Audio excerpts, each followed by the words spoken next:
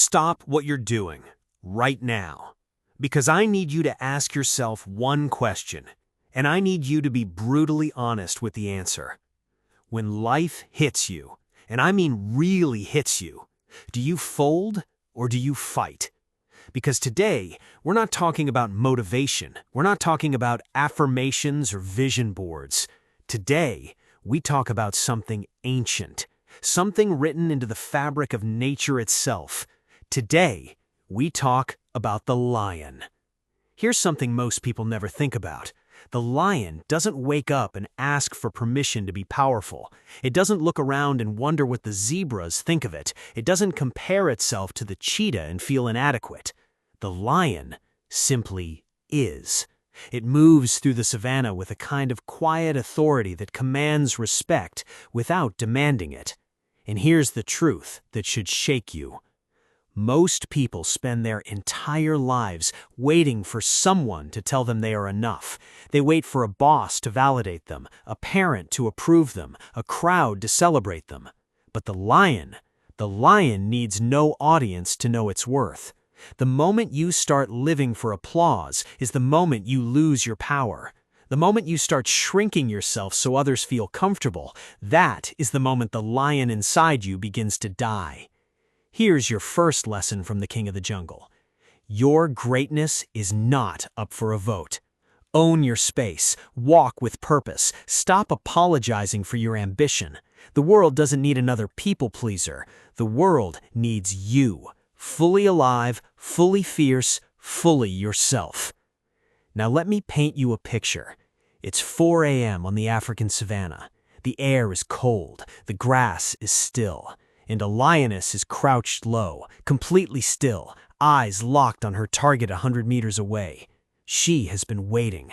She hasn't eaten in 3 days. Her muscles ache. Her stomach is empty.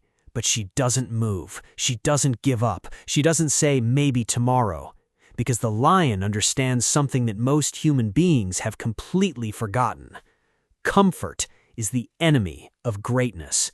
We live in a world that sells you comfort at every turn. Hit snooze, order delivery, skip the hard conversation, take the easier path. And slowly, without even realizing it, you trade your hunger for your comfort. But the lion never does that. The lion knows that the hunt will be hard. It knows failure is part of the process. In fact, lions miss their target more than 75% of the time. Let that sink in. The greatest predator on Earth fails most of the time, and yet it never stops hunting. So what's your excuse? You failed at a business? Hunt again. The relationship didn't work? Learn and hunt again. You were rejected, overlooked, underestimated? Good. Channel it, because lions don't quit. They refine. Here's something about lions that almost nobody talks about. Male lions spend a significant amount of time alone. Not because they're outcasts, not because something is wrong with them, but because becoming a king requires seasons of solitude. There is a stage in every young male lion's life called the wandering years, where he is cast out of the pride, forced to survive alone, to fight alone, to figure it all out on his own. And it is brutal. But those years, those are the years that make him. Every scar he earns in the wilderness becomes the authority he carries when he finally leads his pride. I need you to hear this, especially if you're in a season right now where everything feels lonely, where it feels like you're on the outside looking in, where people have left, opportunities have dried up, and you feel forgotten. That is not your punishment. That is your preparation. The wilderness is where God, where the universe, where life itself strips away everything that was never really you and reveals the version of you that is unbreakable. Don't rush out of your wilderness. Don't chase people who are never meant to stay. Don't settle for a lesser version of your life just to end the loneliness. Sit in the silence, do the work, sharpen yourself. Because the king doesn't emerge from a comfortable palace. The king emerges from the wilderness. When a lion roars, it can be heard from 5 miles away. 5 miles. Not because the lion is angry, not because it's trying to impress anyone, but because it is declaring something. This is where I am. This is who I am, and I am not hiding. Now let me ask you something deeply personal. When was the last time you roared? Not literally, but when was the last time you drew a line in the sand and declared who you were and what you stood for? When was the last time you walked into a room and owned it, not with arrogance, but with an unshakable sense of self? Because here's the truth most people are too afraid to admit. You have been living too small. You've been whispering when you were built to roar. You've been playing it safe when you were built to be legendary. You've been dimming your light so others don't feel uncomfortable in your presence, and that has to stop today. The lion doesn't tiptoe around the jungle hoping to be noticed. It moves, it acts, it declares. So today, I'm asking you to make a declaration. Declare war on mediocrity. Declare war on self-doubt. Declare war on the version of you that keeps settling for less. Open your mouth. Take up space. Step into every room like you were built for it, because you were. This is your time to roar. Here's the part of lion mentality that separates the truly great from those who are merely powerful. The lion doesn't just dominate for itself. The lion protects. A true lion, a true leader, understands that the strength they've been given is not just for their own glory, it is a responsibility. The pride eats because the lion hunted. The cubs are safe because the lion stood guard.